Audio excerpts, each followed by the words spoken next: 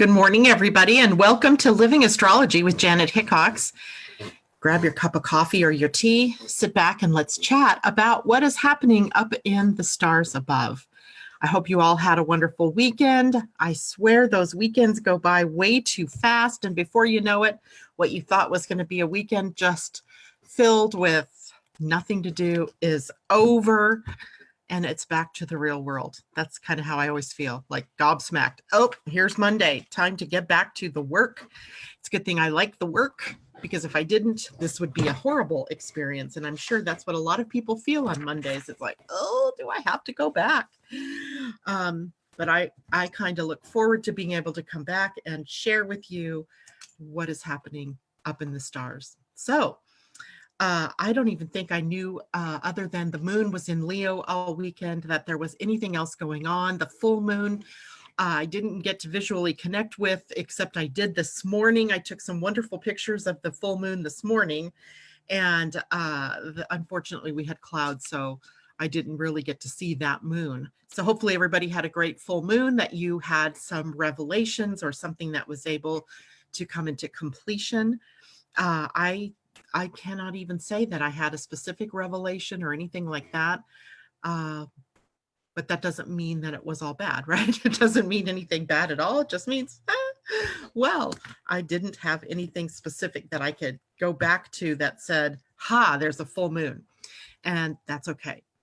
Let's see, this morning we're dealing with the moon having moved into Virgo. So we have nice energy for work and for getting to something. The moon in Virgo today will be opposing Mercury in Pisces. It will be trining Jupiter in Capricorn, and then also opposing Neptune in Pisces. So we see then Mercury and Neptune are a little bit far apart from one another still. At some point, I believe it's next week, those two will come into a conjunction, and then Mercury will turn retrograde. I think actually Mercury retrogrades before it actually comes into the conjunction with Neptune. So we'll have to wait a little bit for that. But in the meantime, what is our week ahead? Well, our week ahead looks pretty quiet. In fact, I was wondering, wow, maybe there isn't much for me to even talk about. That does give, never mind, there's never nothing for me to talk about, but we don't have a lot of conflicting transits going on this week. In fact, this week, literally the moon is the most active point, moving through Virgo, Libra, Scorpio, and then on the weekend in Sagittarius. Mercury will come into a semi-square with Saturn on Wednesday, and that is a minor irritant to our day. Is the planet Mercury rules our minds and our communication. He's slowing down to get to his retrograde stage. And then Saturn, of course, that means sometimes our mind gets down into the more pessimistic, lower vibratory levels. The opportunity for us then would be to elevate our thinking, to get in alignment with what it is that we're trying to build, to really take some steps forward. So that minor square, it's called, or a semi-square, may give us some, energy to push ourselves a little bit out there. The big news for the week comes on Sunday, when we have Mars moving into Capricorn. And what's already going on in Capricorn, right? We have Jupiter, Pallas Athena, the South Node, Pluto, Saturn, and Chariklo. We have a gang of planets already there. And now we add Mars, a catalyzer, a catalyst to something moving through the same territory. And then over the course of the next few weeks, triggering every one of those planets one by one. Should be interesting. I want you all to really take a look at what that means for you personally, like what's happening in your chart or what's happening in your personal life, because that might be the harbinger for what happens later when Mars moves into Aries. That'll be this summer, when he moves into his retrograde time. So slowing down in the sign of Aries, and then retrograding backwards all the way through the sign of Aries pretty much, and then forward again. So we have from about June 27th on through the end of the year with Mars in Aries, or right around that same area. and entering that territory. So what's happening right now with Mars moving into Capricorn will sort of hold some insight for you, because Capricorn and Aries are square, right? They are in challenging relationship to one another. So we might be challenged in the next few weeks to really achieve something later on when Mars is moving into Aries and spends a long time there. We'll talk more about that later in the week. So I'm going to quickly go over here to Facebook and, oh, I'm not even on. Oh, crap. That's not where I wanted to go. Oh, dear. I may have just messed everything up, but let's see here if I can fix it. This is our lovely Mercury retrograde energy. Nope, I'm still live. This is good. So note to self, when you close the window, it doesn't mean that you went offline. Good to know, right? Let's see. Good morning to Heather Scott. Good to see you. Debbie Haddon, good morning to you. Rebecca Sana Urab. Greetings to you as well, Rebecca. We haven't seen you in a while, I think. And Marissa, good morning. And Susan Bronlin, good morning. It's great to see everybody. And hopefully everybody's having a wonderful day so far. Let's talk about what the moon in Virgo is, how the moon in Virgo is starting our week for us. I told you, of course, the moon was in an opposition to Mercury. Mercury in Pisces is very intuitive and moves our minds into the more spiritual realm, but also into the more imaginal realm.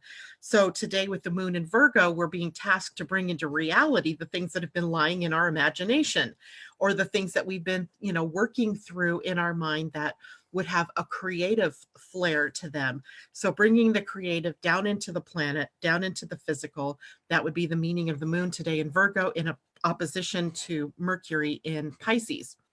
Now, there's also a trine today of the moon to Jupiter. And the moon and Jupiter, when they meet up, are often a really good flow. It brings optimism. It brings sort of a peace to one's being. But it can also stimulate us to, out of that optimism, to move into things that are beyond what we're capable of doing at the moment, or move too fast into something.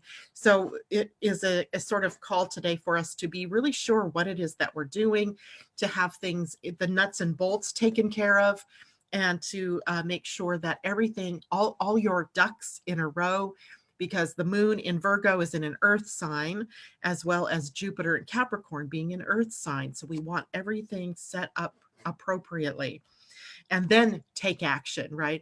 There's a smooth flow of energy in the moon and Jupiter today. So that's a really good thing. Then the moon is also in an opposition to Neptune later in the day. That takes us to a highly intuitive, almost psychic, very imaginative and creative energy. So again, though, with the moon moving through Virgo, it's about bringing it into reality, right? Bringing it into the real world, or at least if it's not the real world that you're bringing it into, it's the physical realm. So bringing it out of the imaginal and into the real, or to the solid, or to the physical world. Now, Virgo rules our working life. It is this the sign that rules the sixth house, which is work, service, and the health of the human body, and the health of the environment that you're in. So if you're in a toxic environment, it's going to show up in your body. And the moon in Virgo gives us the opportunity to address the health then of our environment, especially our work environment. It rules our co-workers, the people that are in your world on a daily basis. It also is about your daily routine. And sometimes the moon in Virgo gets caught up into these routines, and it's hard to break out of the routines. But today would be a day where you want to rely on your routine to keep you moving forward, right? Because Neptune in the mix today kind of clouds things up. So being able to move forward with a clarity is about, is the gift, I would say, from the moon in Virgo. Get out your to-do list, right? Keep it on a to-do list. Make sure you get the most important things done. And then later you can let go of the to-do list and just do what comes up that's fun and imaginative, and that you want to do. Health, as regards to the sixth house, body, health. And that has to do with exercise, getting our movement in each day, moderation in everything that you do, whether it's through your diet, through drinking, through walking, through exercising, through whatever it is you do, doing it in moderation, not over and not under, right? Moderation. And this is about healthy habits, establishing healthy habits, perhaps, or leaning into the habits that you have been enacting in your life that are really healthy for you. Alternative healing also is covered under the moon in Virgo, and that might mean getting a massage. I could use one. I wrenched my back somehow yesterday. Um, who knows? I was bebopping around the house, dancing around. I'm not 20 anymore, but apparently my back muscle here wants to tell me about how not to overdo things. So alternative healing, all of those things that we not necessarily say it's not necessarily dissing Western medicine or traditional medicine, or the it's not even traditional, just Western medicine. But more than that, it is sort of embracing more of the alternative way of thinking, kind of becoming more holistic in your viewpoint and in the way that you adopt healthy habits. This is also a sign that helps us get organized. Virgo is a very organized sign. It tends to the details.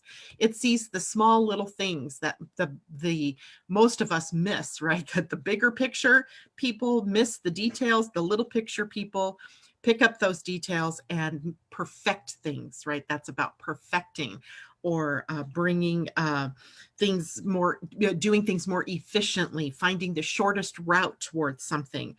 It is also a sign that tidies the clutter. This is real good feng shui energy, and it may be a great day to rearrange your furniture or clean out the closet. I wish it was a day, it might be later, where I could open up the windows and air out the house, because it just feels like, winter, that winter smell in your house, or that winter, boxed up feeling where you've had the heat on and it's time to open up those windows and just let some fresh air through.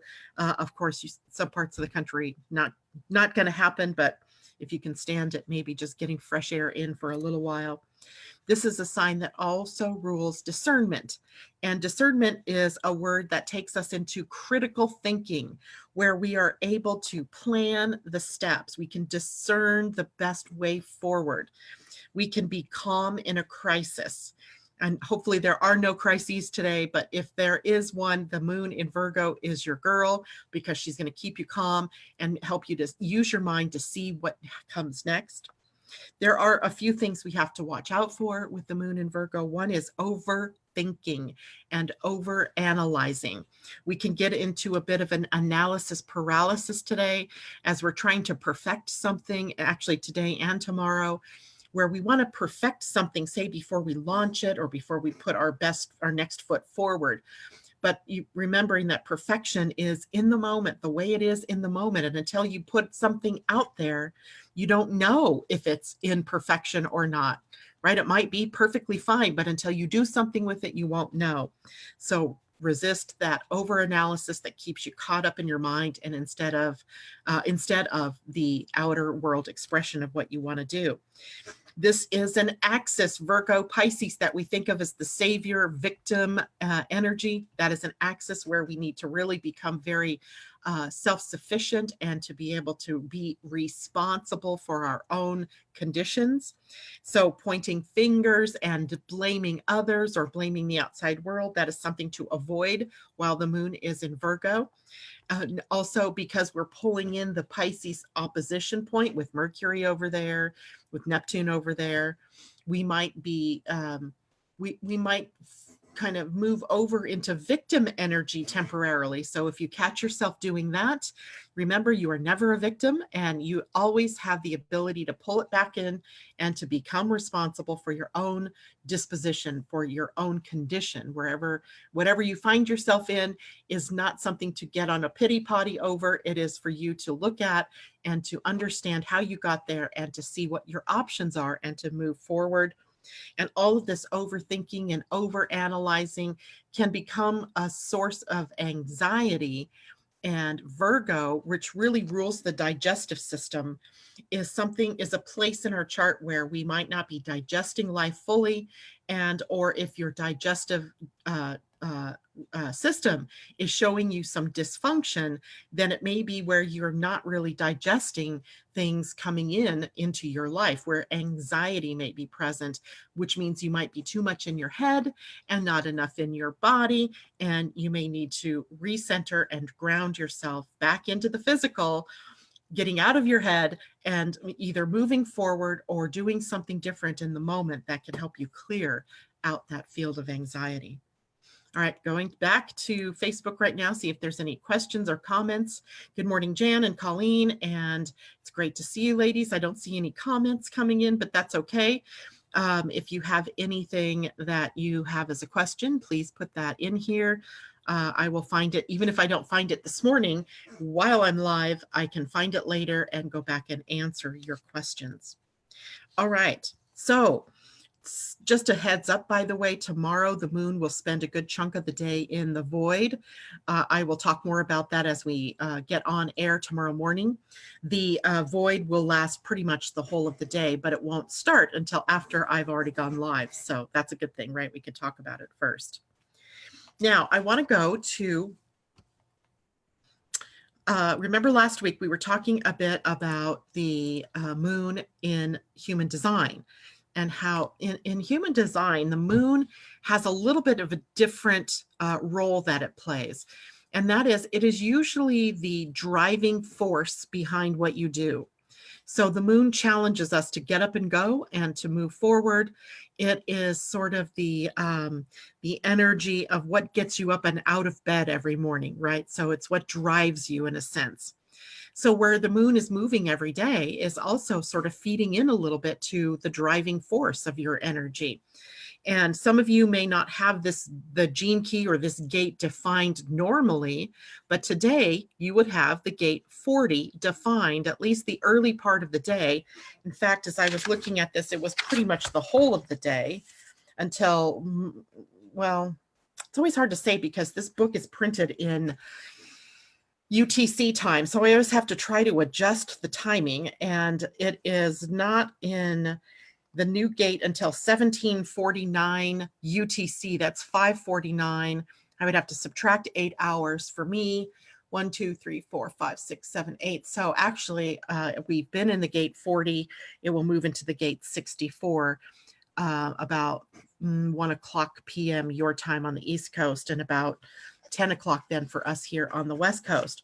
So for the moment, the moon is in a gate that really puts the spotlight on willpower and the energy of the will center. So the will center in your human design is this little center right here that it looks like it's split off a bit from the identity center. So the identity center is the center for your identity, for your soul, the seat of your soul. And the heart center, or the will center, or the ego center, it's called 3 different names, sitting right here, is connected to the identity center via the channel of initiation, shock and awe, I often call that one. And then the gate 40, which is, I don't want to draw on this one. The gate 40, which is right here, connects the will center down to the emotional center. And this particular channel is a channel of community. It is a channel where we come together. It is a channel where we digest life and the good sides of life. We take it all in, right? Where we're taking all of life in, the good, the bad, the ugly, the joyful, and it is connected to feeling. It is connected to emotion. But the energy at the gate 40, the moon at the gate 40, is the driving force and causes us to use our will incorrectly. So if we go back a little ways to other conversations we've had, the will center is the center for the managing of resources, time, your energy, money, anything that we use in our life, that your health even could be a resource. And so this particular center, when it's out of balance, is instead of using your will to support the energy of the flow of the universe, it uses the will to force things to happen. So it's sort of an energy that can cause us to push the river. And when that happens, it gets us out of an alignment with the general flow of things. So if the flow is slow, say that 10 times fast, then and we have this energy of something we can use our willpower toward. Let's say you have something you want to get done, and every time you reach out to do it, maybe your computer goes on the fritz, or you get 10 phone calls and you get distracted, or your stomach starts growling and you need to go eat. These are all things that we have a tendency to overpower, to ignore. We may shut the phone off, or we may, just forsake our stomachs and not eat. And we keep pushing, pushing, pushing, where instead we should be taking a look at all of that as signs that it's time to slow down, right? That we're pushing our way into something rather than just going with the flow. Where when we are aligned with the energy of flow, things move easier, right? It doesn't mean you don't hit up with obstacles. It doesn't mean that, things, bumps in the road don't happen. It just means that you're really taking your cues from what's going on in your world, in life, in the energy, and then you align your flow and your actions accordingly. Versus the other way, which is where our actions are not flowing in with the universe's energy, and we force things to happen, and then we wonder why it is that we feel exhausted. Exhaustion is the shadow frequency of the gate 40, where the moon is sitting today. The gift is resolve. The highest expression is divine will. And here's where the interesting part comes up, right? In the body, your misuse of will, your misuse of divine will, thy will versus divine will, shows up as digestive issues in the body. So interesting connection there to Virgo energy, moon in Virgo, moon at gate 40, where we have an ineffective conversion of food or liquid that we take into our bodies. We cannot convert it into energy. And so then the body dips into the vital chi. In Chinese medicine, we come with two forces. One is vital chi or prenatal chi, the energy that you're born with. And then there is the chi, or the energy that we get from the environment, environmental chi, I guess you could call it, that we take in from food, that we take in from the air, from the water, etc. And the vital chi is finite, where the environmental chi is not, right? We can keep bringing in energy from outside to support us as long as we are in the flow and not moving against it. But because we're so conditioned by our society, by our culture to be production oriented, it's about how much you get done and how quickly you can get it done, how fast you can deliver, and the almighty dollars that you can get for what you deliver on time. And then we end up dipping into that vital chi, or we end up depleting that vital chi and dipping into our we deplete the environmental chi and we end up depleting our vital chi, and your vital chi is finite. So we have then a conundrum that happens where we feel the need to do something and to get something done, but we're not experiencing the energy of it anymore. So we're constantly pushing.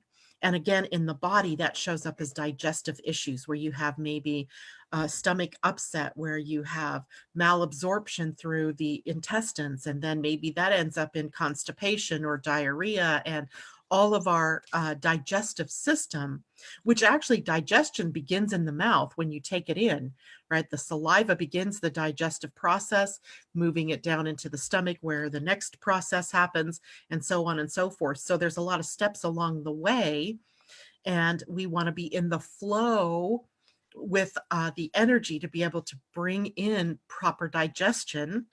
And that also shows up in our outer world as properly digesting that outer world, or the energy of what is going on in your life. So what's going on out there? Nobody's commenting, or if you are, I am totally not seeing it. Susan says, this has been helpful. You're welcome.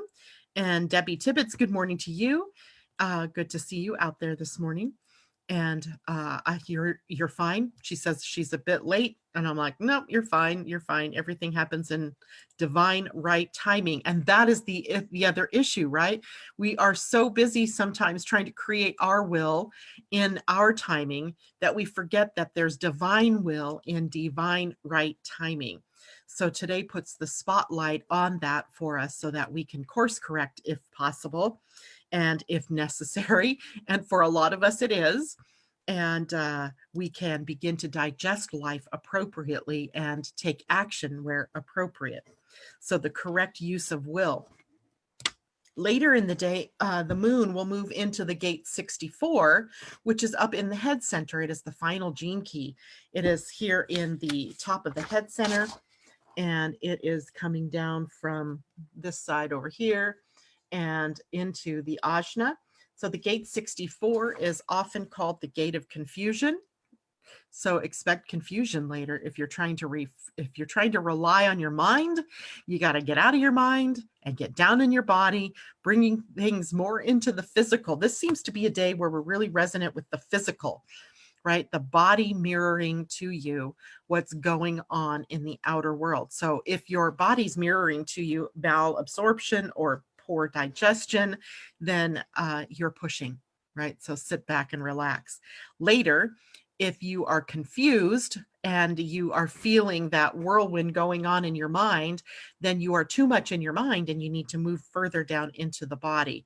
The gate 64 of confusion, the gate 61 of mystical moments or mystical magical thinking, and the gate 63 of self-doubt are three reasons why we do not make decisions from our heads, right? Because that energy connects up to the ajna and then creates a conditioning field, perhaps for some of you, in ways that you're thinking that are patterns that are not necessarily positive ways of thinking. In fact, 64, when it meets up with 47, can create a field of stinking thinking, where you're thinking bad thoughts and you're thinking negative thoughts.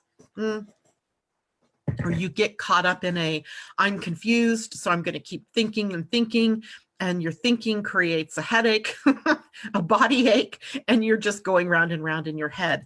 So later today, as the moon moves over to the gate 64, watch out for getting too much in your head.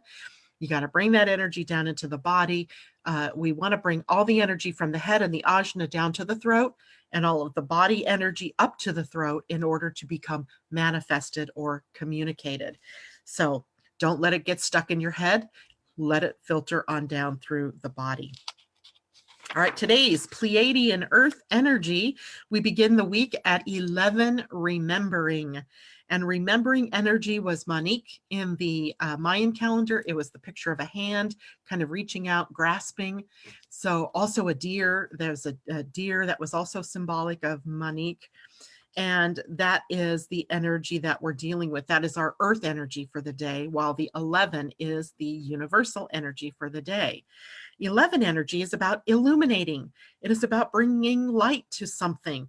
I took a picture this morning with my phone of the full moon setting, and it was so beautiful because you could see the clouds, like the fog and the haze lower, below the moon, and the moon shining up above it. So it gave the illusion that you were looking down at water. And for a moment, because I live by the water, I thought I'd managed to get a picture of the water. And when I looked at it with my regular eye, I went, that can't possibly be water because the water's off to the left a little bit.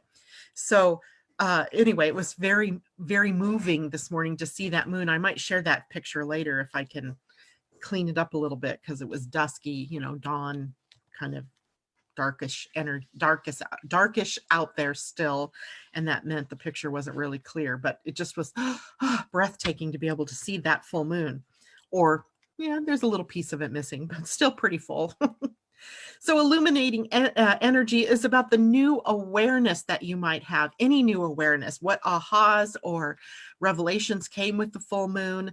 And this is about seeing reality in a new way, right? A new awareness of what reality means. What is reality? What is the nature of reality? And so 11 energy strips away the illusion, allowing us to see the real truth. I put it as capitals, all capitals, truth. With our eyes wide open and our hearts wide open. So this is very Neptune-like energy, right? The 11 is, it always reminds me of Neptune, where Neptune clears away illusion, or sometimes it can bring us and show us how deeply in the illusion that we are. But this helps us to see with spiritual eyes as opposed to only our physical eyes. So Neptune helps us to do that as well. And illuminating energy on the Pleiadian calendar also helps us see with that higher being, with our spirit's eyes. And that helps us get freed up from the things that we no longer need, from our old beliefs or our old habits that are not serving us, right? We are shedding, right? This is a time of being enlightened to what needs to be shed in order for you to move on. Like, you know, some of our animals are probably starting to shed again, getting ready to get their letting go of some of their winter coat.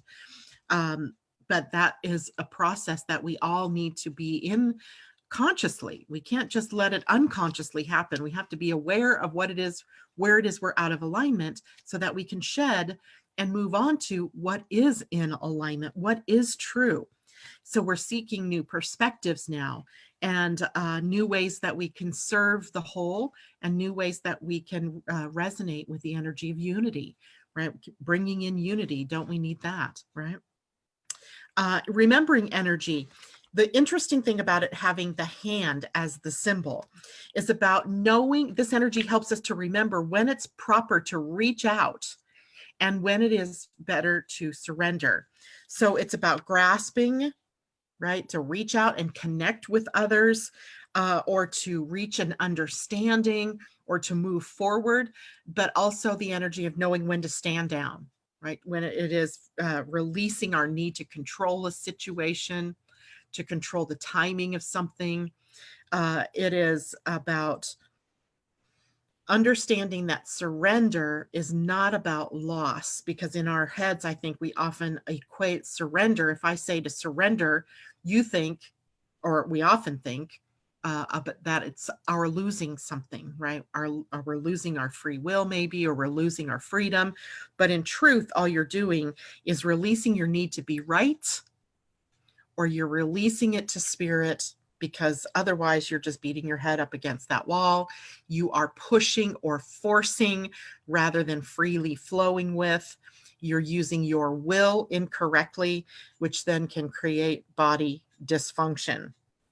So we're finding the right balance between spirit and the physical world, right? Between spirit and the physical world, we're releasing, letting go, surrendering anything that seems to be showing up in our life as control, because you cannot control, right? It's not about control. And it's funny, in the human design, the will center is the center. There's a gate on the center for control. And it's a gate 21, if you want to know what gate that is. And the gate of control is someone who can be controlling, or someone who is controlled by others. But the proper use of this energy really is the person who understands how to delegate their energy and the energy of others. And there's this constant ability to monitor resources and to spend resources wisely, including money. So often people with gate 21 are really good money bookkeepers, or money managers, because they know how to spend energy wisely, and they know when to save their energy. So it's an interesting center to have divine will on, but also the energy of personal will, and how we can misuse that will in control. Although control isn't what's up today necessarily, but you can see that there's a bit of that can get triggered in the whole scheme of the day. All right, I'm going to go back to Facebook quickly here, see if there's any questions, because I'm really done for the day. Wanda says, I'm in confusion now. That's interesting, Wanda. What are you confused about? Susan, oh, no new comments after that. Okay, so Wanda, if you're in confusion now, then likely you are too much in your head. And, you know, your head is a great place for inspiration, for, you know, taking ideas and, you know, becoming inspired about your creative impulses, for analyzing and comparing, and for memory and all that type of thing. But when you get into compulsive thinking, or continually trying to use your mind to solve a problem, which is how we've been taught, then you find yourself confused, right? Or you can find yourself in doubt. You can find yourself in you can find yourself in psychotic thinking, which is that going round and around, that rat race in your head, right? That just goes round and round. So the best thing to do is to knock that thinking off and go do something else. And by the way, if that is triggered in your chart right now, or if you have that by birth, you're a natural thinker. So I don't want to take thinking away from you. You just need to put thinking in its proper perspective. It's sort of more for fun and for just taking ideas and spinning them, for recalling memories, for being able to draw analysis and comparisons, but it isn't meant to make decisions.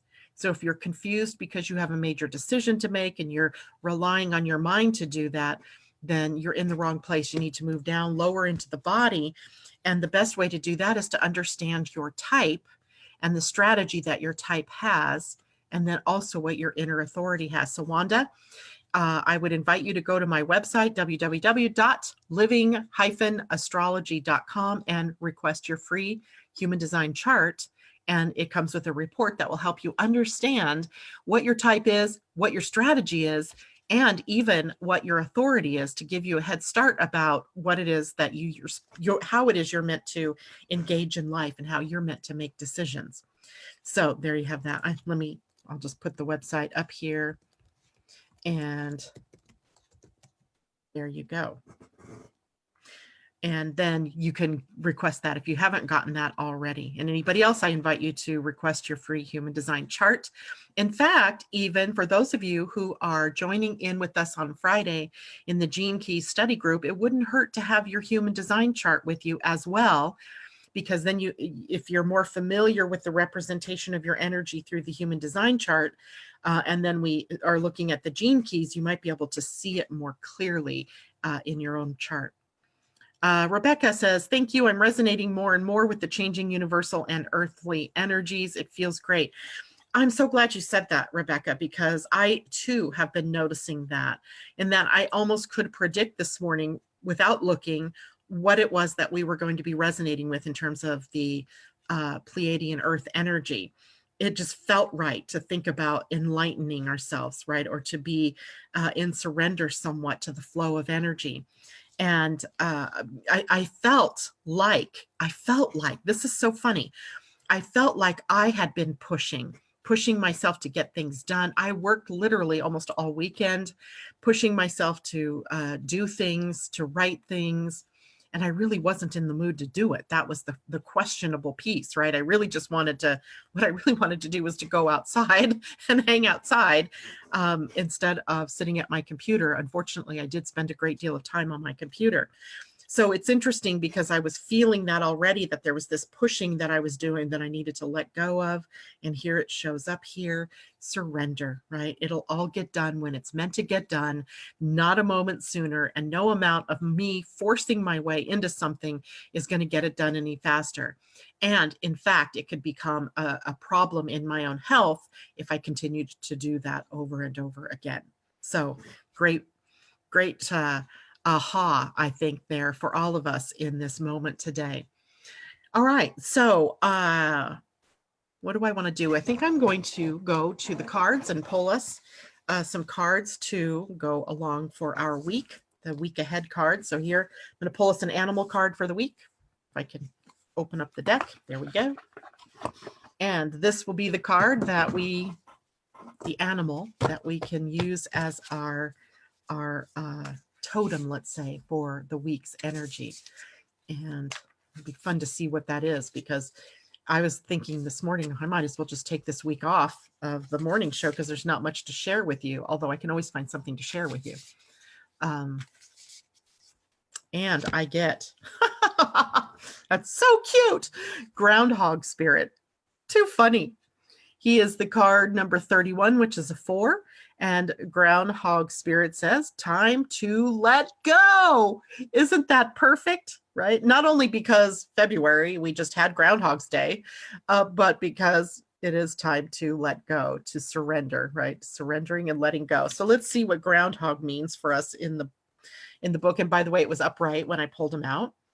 And so I can go further back in the book here.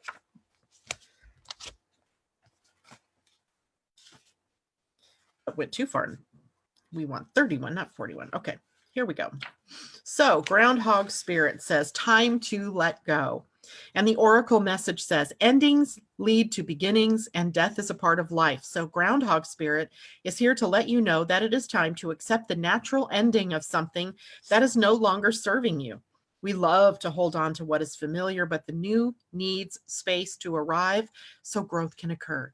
When groundhog spirit appears, it is a sign there is something in your present situation that you need to let go of so that something new can be born, something that will far better serve you now. When the groundhog sees his shadow, he retreats to his den. So too might you yearn for a little more time to say goodbye and transition into the new. However, change is coming and it is good, so let go of your resistance. Spring brings many blessings, and what must die will always be reborn in a new form that will be right for you. Life requires change and detachment. Say farewell to whatever once served you and get ready for something amazing to take its place. Spirit is already sending it your way. I love it. That's perfect for us. I think the cards serve us well with these wonderful messages. Oops. All right, so let's do a Wisdom of the Oracle. Both of these decks, by the way, are for sale on Amazon. They are by Colette Baron-Reed. And Wisdom of the Oracle is the next one. This is the deck I've been using for quite a while now. Love this deck. And I might pull us a goddess card too, because I have time this morning to do that. So let's see what the Wisdom of the Oracle has for us. And truth be told, I think we've had this card recently, or some of you. Truth be told is card 14 and is an upright card for us. So it is a little owl, right? Truth be told. And that is 14, which is a 5. The essential meaning of this card is honesty, accepting things at face value, coming out of denial, the willingness to be transparent, and clarity of communication. And the oracle's message says there is the truth, which is the essence of a thing, and then there is a truth, subjective according to the philosophy of the adherent or believer. This is not a time for debate about which truth is truer. This is a time when you are called to proclaim your truth out loud and be willing to be transparent, honest, and open in your communication with others and with yourself. Nothing less than surrender to what is, peeling off the layers of denial that kept you tied to an illusion, will set you free. Be authentic and gloriously flawed, and spirit will answer with miracles. Gloriously flawed. I kind of like that. Be gloriously flawed. All right. So that is our Wisdom of the Oracle for the week. And I got to put this away so I can get room to bring out the goddesses, the goddess energies. So I still love that. Goddess energies are also, this is the little book, which isn't so little, that goes with it, Colette Baron-Reed. Goddess Power, Oracle and Guidebook. And we're not as familiar with these cards. I have not used these cards as long. So I feel like we need to use them more to prepare us for our deep dive coming up in March. I've already decided that's going to be the theme for March. We're going to take the dive through the goddesses and start tearing apart each of those energies to discover what they hold for us in our revolution or evolution forward. And oh, we get two. They're stuck together. One top one was Green Terra, and that card says salvation, and she's beautiful. Look at her. Green Terra. And what card number? 17, which is an 8. And then upside down, we had Esther, New Beginnings. She's really very, very pretty. A little scary pretty, like ethereal. She's card number 13, and she was upside down. So she has an alignment message for us. So let's see what those two have to say. I don't think we've pulled these two before. In fact, I know we have not. So Green Terra, Salvation, card number 17. And she was right side up. So we read the empowerment message from her. The divine has intended you into being and the divine has intended you into being and given you the assignment to explore life through certain perceived limitations.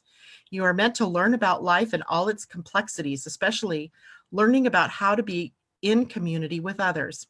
Green Tara, a Tibetan goddess also known as She Who Saves, says that you will never be alone in life's journey. This compassionate savior goddess of intimate friendship will ensure that the right people will show up for you at the right time. Green Tara reminds you that your needs will always be met. You don't need to know the how, as that is her domain. You just need to trust, and the goddess Green Tara will use her magic on your behalf. You are safe and secure and always in the care of the divine. Wanda, I have a feeling this card was just for you, because it reminded me of the fact that we don't need to know the how. The Gate 64's confusion comes about when they are always searching for, well, how is that going to happen? How do I do that? So get out of the how. Maybe that's a part of the stress you're feeling there, the confusion. It's not your job to figure out the how. Your job is the what. What do I want? And the universe will bring you the how. And I think Green Tara's message was just for you on that one, or a good reminder for all of us that we're the what, the universe, the how. All right, so let's read about Esther, New Beginnings. Again, she is this ethereal, very blonde, light-eyed goddess with the crescent moon on her forehead. I don't know if you guys can see that, but she's got the crescent moon on her forehead. She's really very gorgeous, and she was in protection. 13 is a 4. And in an upside down card in the goddess deck is about an alignment message. So we have an alignment message that Esther wants to give us. And it says, look to the potential hidden in promising connections and opportunities. The difficulty arises when you think you already know how something will go. You might do something prematurely or miss an amazing experience that's right in front of you because you're looking in another direction. The real lesson is not in whether something works out, but in how you manage your curiosity so you can experience something new. Life is for learning, and right now your alignment task is to be with what is, which is perfect as it is. Look at the lessons in your life and how they are repeating. You will find that when you come to understand them, you'll know why your current situation happened. Everything has a purpose for new life. Even disappointments can turn into miracles. Trust that the goddess of the dawn, Esther, will bring light and hope in your heart for good cause. Even if it's different from what you expect, it's always beautiful. That's a great message from our two goddesses, Green Tara and Esther. I think I'm saying her name correctly, but it might not be. It might be Ostra. I don't know. I'll think about that today. All right, so those are our goddesses for the week. Thank you, goddesses. And I believe that is it for me. I will go back over to Facebook before I sign off here to make sure there aren't any questions hanging out. Debbie says, sounds like a great week for Mardi Gras to start. It does, Debbie. What book did you say we needed for the class? The next 2 weeks, I have Mardi Gras stuff, so I will try my best to be there. I think you're talking about the Gene Keys study group, Debbie. And if so, the Gene Keys book, right? The Gene Keys book by Richard Rudd. Here's what my copy looks like, but the newer ones don't look like this. They have the symbol. Well, I put a link on the Gene Keys study page to the book so you could purchase it. And I used the picture of what the book looks like now instead of what mine looks like. Mine's an older version. And yes, Rebecca, those are beautiful cards. And let's see, Marissa, a bit disappointed because of a digestive setback. I had a great weekend and didn't feel like I was pushing, and I'm not pushing now. But the body often ends up representing something to us after the fact. The body is the most dense. And so it's often, Marissa, the last thing to show you what you've been doing. So for example, if you've been pushing, if maybe something in your life had you pushing earlier, but now that, you know, you've done it long enough, your body is finally picking up the cues and showing it to you. So the body being denser doesn't often show you in the moment, although it can, but yet this may be something that has been coming on over time. So looking back over the last few weeks or the last few months, even, especially as we've come through the Christmas season and all of that volatile energy with Saturn conjunct Pluto, what were you pushing at then? Or what have you in general over the course of the last period of time, or even in your whole life, been pushing? Right? Because now suddenly your digestive system, your body is very resilient, and your body can mitigate a lot of the damage that's being done on a day-to-day basis. But we reach a certain age, and then suddenly our bodies are not able to transform that energy quick enough. So then it ends up as disease, perhaps, or exhaustion, perhaps, or digestive issues and so forth. So we can, you know, hide a lot of the body's discomforts in our younger years or in our youth that later on over the course of time have just built up on top of each other. And then suddenly, you know, we don't digest things well because we haven't been, you know, letting the flow go in our lives on the for, you know, the previous time span. I hope that makes sense to you. And yeah, it does.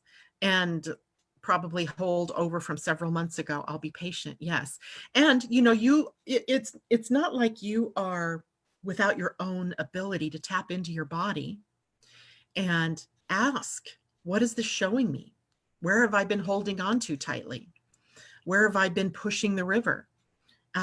Because your body can answer you, right? Your body will answer you. In fact, your body is showing you, if you're having digestive issues right now, your body is showing you the result of something that's been going wrong in the other etheric fields, right? Your emotional field, maybe your mental field, your spiritual field. So take a look at that. Ask that question.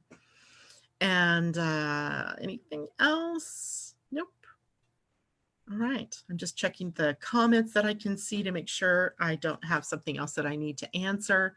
But anyway, that is it for me today, guys. I will see you tomorrow morning. And tomorrow, I think we'll take a dive into the gene key / human design gate for the week. We are in the gate 49, which is on the emotional center. And the Earth is at the gate 4, which is up in the Ajna. So the Center for Emotion and the Ajna coming together. That should be fun. The gate 49 is often called the gate of revolution. And what's being revolutionized for you, or what are you in a revolution about? So we'll talk about that tomorrow. All right, guys, take care. Have a great day. Bye for now.